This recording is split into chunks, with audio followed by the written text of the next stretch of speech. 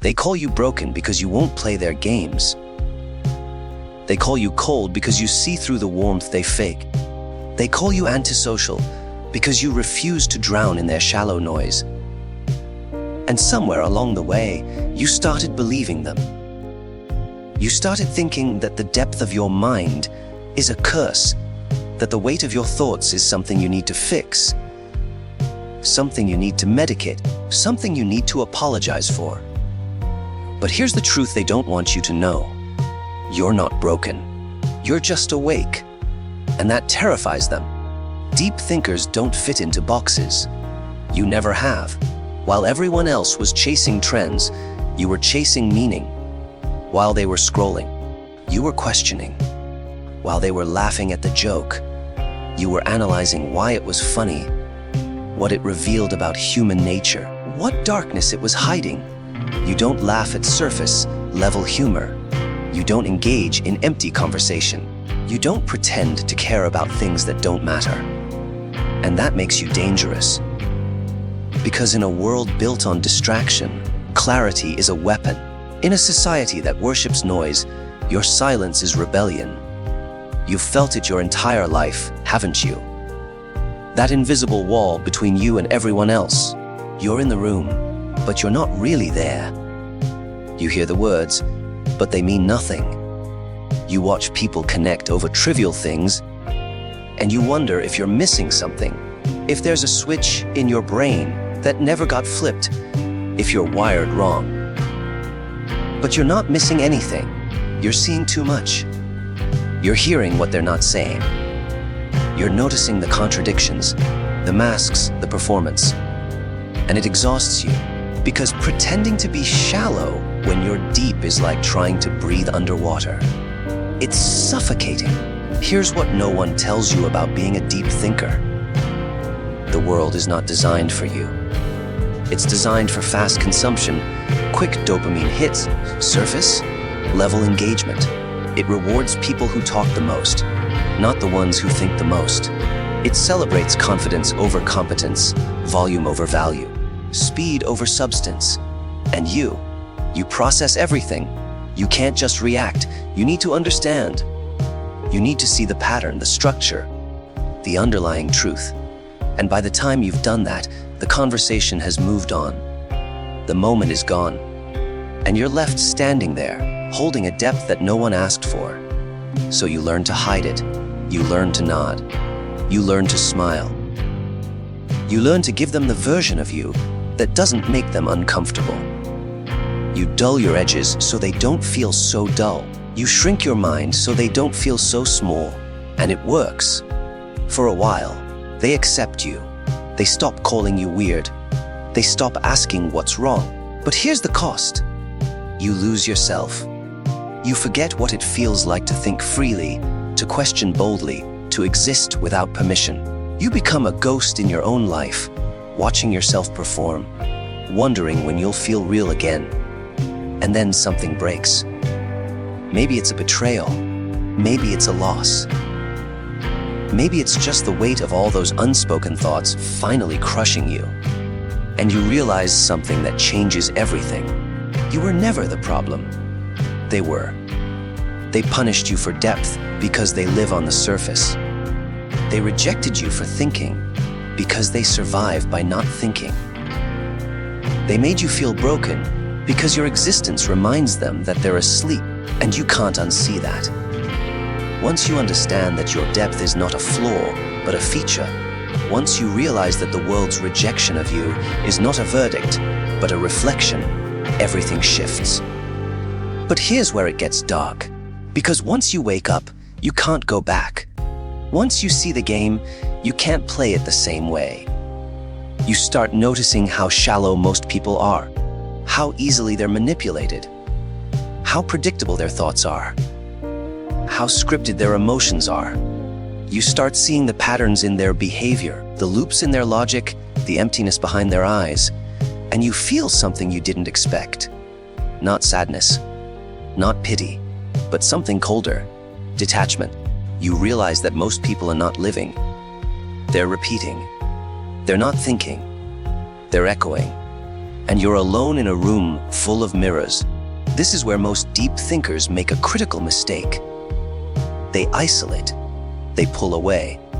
They convince themselves that if no one understands them, then no one is worth understanding. They build walls so high that even they can't see over them, and they call it protection. But it's not protection, it's prison. Because isolation doesn't make you stronger. It makes you brittle. It turns your depth into darkness. It turns your thinking into overthinking. It turns your clarity into confusion. And slowly, quietly, it kills the very thing that made you powerful, your ability to connect. Not with everyone, but with the few who matter. Here's the harsh truth. Most people will never understand you. And that's fine. You don't need to be understood by the masses. You need to be understood by the ones who think like you do. The ones who see what you see. The ones who don't need you to explain why you went silent in the middle of a conversation. Because they know you just saw something everyone else missed. Those people exist. But you won't find them by hiding. You won't find them by pretending to be shallow. You won't find them by shrinking. You find them by owning your depth, by speaking your truth, by refusing to apologize for the way your mind works. But there's a war inside you, isn't there? Part of you wants to connect. Part of you wants to be understood. But another part of you, a darker part, doesn't want to explain yourself anymore, doesn't want to translate your thoughts into bite-sized pieces for people who won't appreciate them anyway.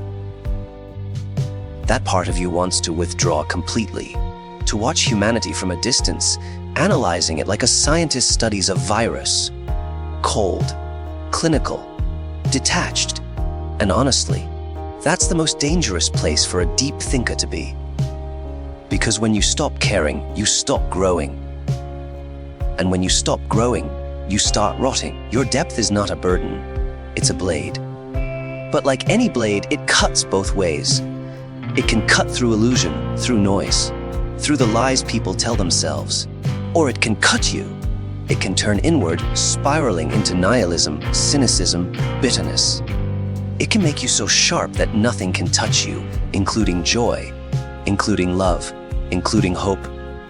And you have to decide which way you point it. Do you use your depth to destroy? Or do you use it to create? Do you let it isolate you? Or do you let it liberate you? Most people who think deeply end up in one of two places. They either become cynics or they become creators. Cynics use their depth to tear down everything around them. They see the flaws, the hypocrisy, the weakness, and they attack it. They feel superior because they see what others don't. But they're empty. Because tearing down is easy. Anyone can criticize, anyone can point out what's wrong. But building, creating, contributing, that takes courage, that takes faith. That takes the willingness to believe that even in a broken world, your depth can mean something. Creators, on the other hand, use their depth as fuel. They see the same flaws, the same hypocrisy, the same weakness. But instead of attacking it, they transmute it. They write, they build, they teach, they lead. They take the darkness they see and turn it into something that lights the way for others. They don't need the masses to understand them because they're not performing for the masses. They're creating for the few who are ready, the few who are hungry, the few who are awake. So ask yourself right now, which one are you becoming? Are you using your depth to destroy or to create? Are you isolating or are you connecting? Are you drowning in your thoughts or are you weaponizing them? Because the world doesn't need more cynics. It's full of them. It needs creators. It needs builders. It needs people who think so deeply that they see the cracks in reality and instead of despairing, they fill them. They repair them. They reshape them. You think the pain will stop once people finally understand you. It won't. Understanding is not the cure. Validation is not the antidote. Because the real torture of being a deep thinker isn't that people don't get you. It's that you see too much. You see the machinery behind the magic. You see the strings on the puppet. You see the script everyone's reading from, and you can't unsee it. And that knowledge, that clarity, that relentless awareness, it isolates you in a way that no amount of connection can fix. Because even when you find your people, even when you meet someone who thinks like you, there's still a part of you that remains unreachable, a part that processes alone, a part that lives in the space between thoughts. And that part, it's yours forever. The psychology of deep thinkers is rooted in something most people never develop: meta-awareness. You don't just think. You think about thinking. You don't just feel. You analyze why you feel. You don't just experience life. You deconstruct it while it's happening, and that creates a feedback loop that most minds can't handle. You're simultaneously the actor and the audience, the participant and the observer. You're living your life and watching yourself live it at the same time. And that split, that constant division of consciousness, it's exhausting. It's why you feel drained after social interactions that others find energizing. It's why small talk feels like torture. Because you're not just having the conversation. You're analyzing the conversation, predicting where it's going, noticing the subtext, reading the body language, calculating the social dynamics, all while trying to appear normal. You're running multiple programs at once while everyone else is running one. And here's the part that breaks most deep thinkers: the realization that most people are not thinking at all. They're reacting. They're running on autopilot. Their beliefs aren't chosen, they're downloaded. Their opinions aren't original, they're borrowed. Their emotions aren't genuine, they're conditioned responses to stimuli. And once you see that, once you truly understand that most human behavior is predictable, programmable, and painfully shallow, you face a choice. Do you hate them for it? Or do you understand them? Do you judge them? Or do you use them? This is where the darkness enters, because deep thinkers, once they wake up to the mechanics of human behavior, gain a terrifying advantage. You see the buttons. You know which ones to push. You understand that most people are driven by fear, ego, and the desperate need for approval. And if you wanted to, you could manipulate them effortlessly. You could say the right words, mirror the right emotions, play the right role, and get whatever you want. And the temptation is real. Because if people are going to misunderstand you anyway, if they're going to reject you for being different, why not use that difference as a weapon? Why not become the puppeteer instead of the puppet? But here's the trap.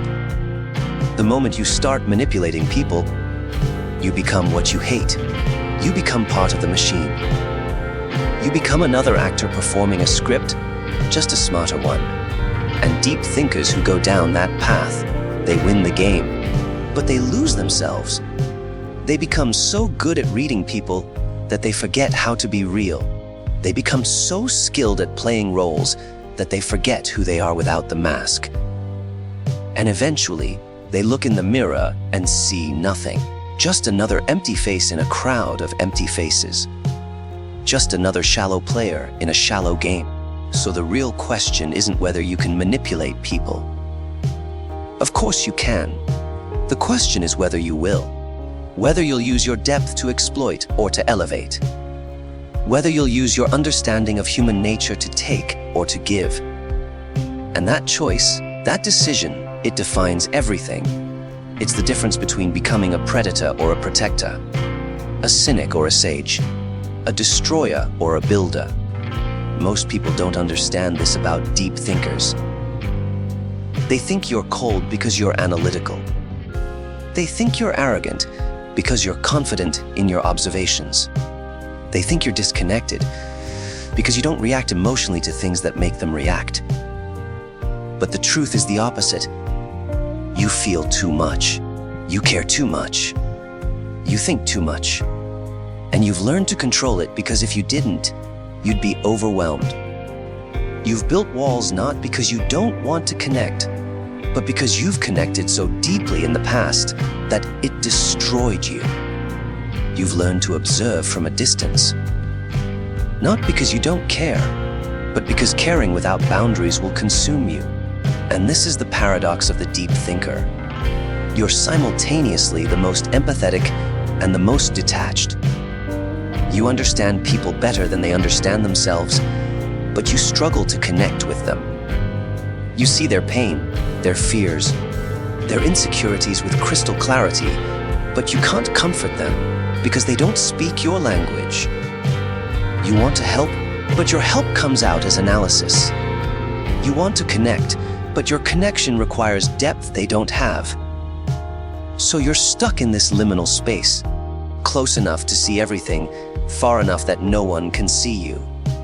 The world teaches you that this is a problem, that you need to be more social, more outgoing, more normal. But the world is wrong. Your depth is not a deficiency, it's a superpower.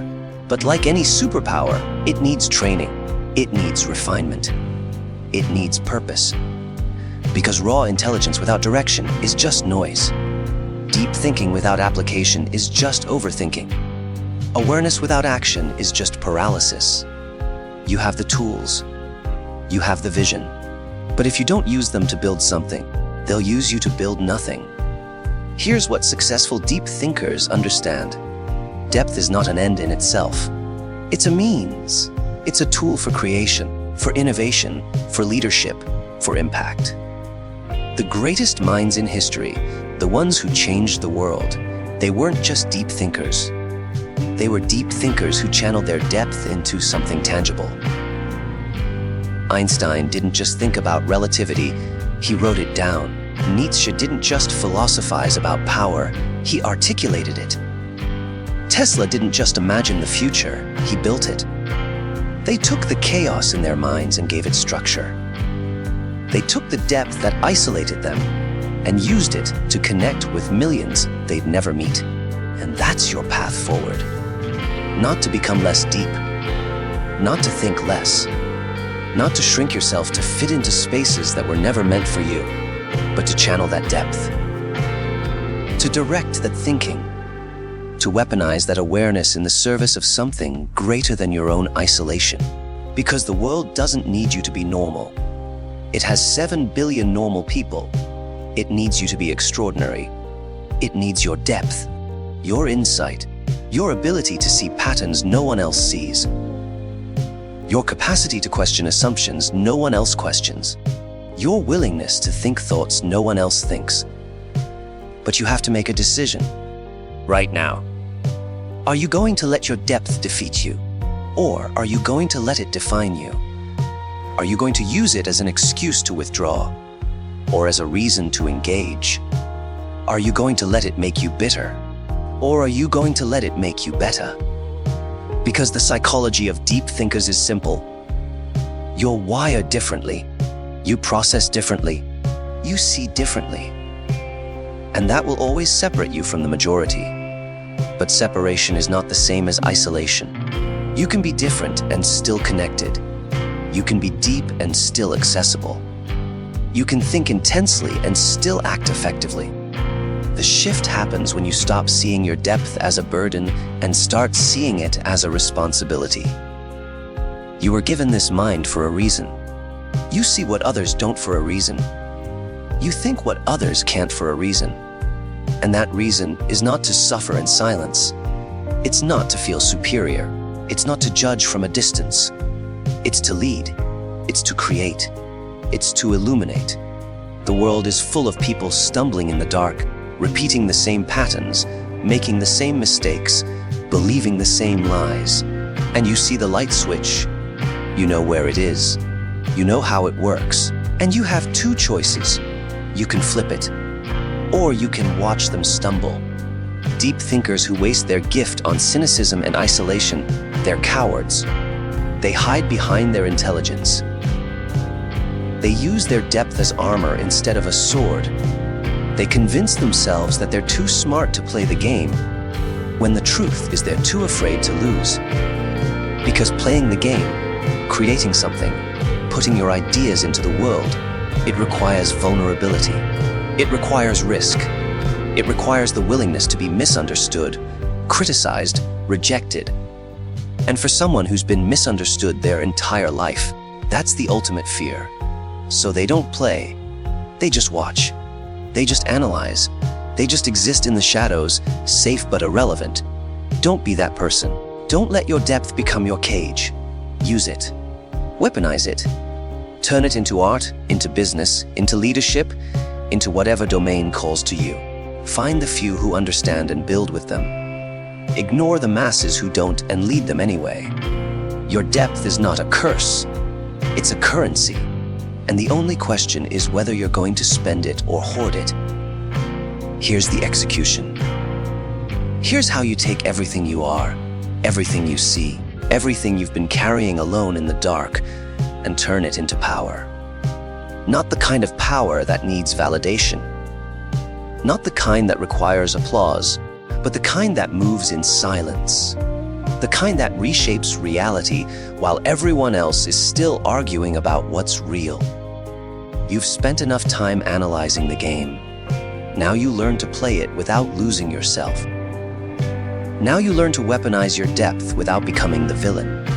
Now you learn to exist in a shallow world without drowning in it. First, you need to understand leverage. Your depth gives you leverage that most people will never have. You see cause and effect. You recognize patterns. You predict outcomes before they happen. While everyone else is reacting to what is, you're already calculating what will be. That's not arrogance. That's pattern recognition. That's systems thinking. And in a world where most people can't see past tomorrow, the ability to think 3 moves ahead makes you untouchable. But leverage means nothing if you don't apply it. A chess master who never plays is just someone who knows the rules. You need to move the pieces. Start small. Start where you are. You don't need a platform. You don't need permission. You don't need 1 million followers or a book deal or a stage. You need one conversation where you say exactly what you think instead of what's expected. One email where you articulate the solution everyone's dancing around. One moment where you stop performing and start leading. Because deep thinkers make terrible followers, but exceptional leaders. Not because you're charismatic. Not because you're loud, but because you see the path when everyone else sees chaos. And people follow clarity. They follow direction. They follow anyone who seems to know where they're going, even if they don't understand how you got there. But here's the discipline. You need to learn containment. Your depth is a fire. Uncontrolled, it burns everything, including you. You need to choose when to speak and when to observe, when to engage and when to withdraw, when to share your full analysis, and when to give them just enough to move forward. Most deep thinkers make the mistake of overwhelming people. With their entire thought process, they dump the full depth of their understanding on someone who's standing in the shallow end. And then they wonder why people pull away. You need to learn translation. You need to take the complex and make it simple without making it simplistic. You need to speak in layers. Give them the surface if that's all they can handle. But know that beneath it there's more. Always more.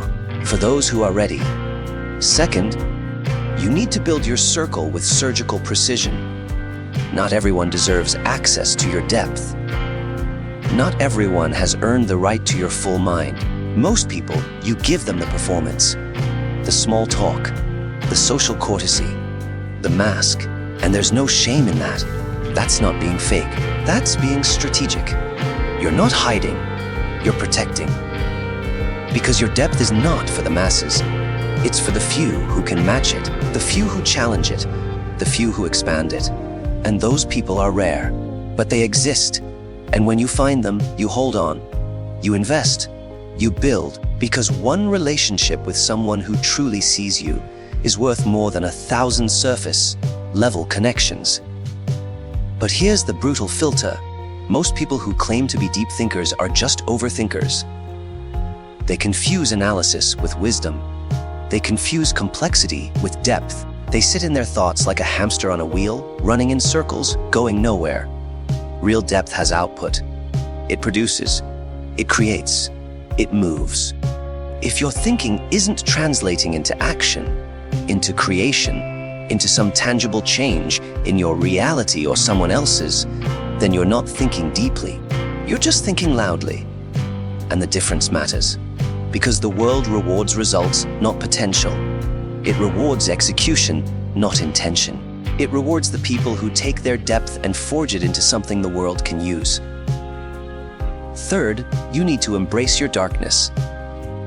Not the fake darkness, not the edgy, nihilistic everything is meaningless posturing, but the real darkness. The part of you that's tired of pretending, the part that's exhausted from explaining, the part that's done with giving people chances they don't deserve. That darkness is not your enemy. It's your edge.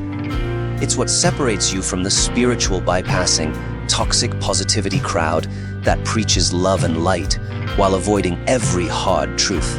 Your darkness is your honesty. It's your refusal to lie to yourself or anyone else. It's your willingness to look at reality exactly as it is, not as you wish it would be. And in a world built on comfortable illusions, that darkness is revolutionary. But you need to direct it. Darkness without direction becomes depression. It becomes bitterness. It becomes the kind of emptiness that consumes you from the inside. You've met people like that. Deep thinkers who let their depth turn toxic, who use their intelligence to justify their misery, who weaponize their awareness to hurt instead of heal. Don't become them. Use your darkness as fuel, not as an identity.